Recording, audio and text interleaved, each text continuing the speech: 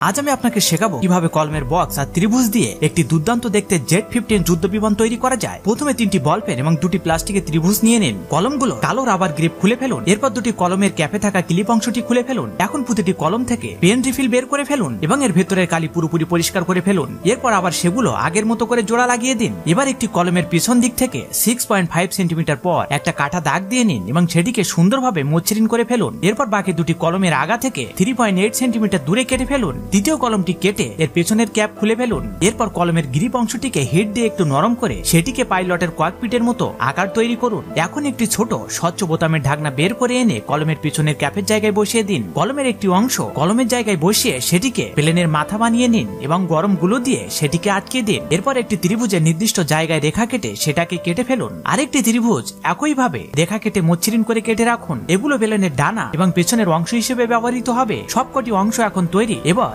এগুলো জোড়া লাগানোর কাজ শুরু করুন। সবকিছু ঠিকঠাক মতো জোড়া লাগিয়ে নিলে তৈরি হয়ে যাবে নিজে হাতে বানানো দারুণ দেখতে জেট-15 যুদ্ধ বিমান। এখন কিছু লাইক সাবস্ক্রাইব পাওয়া যাবে কি?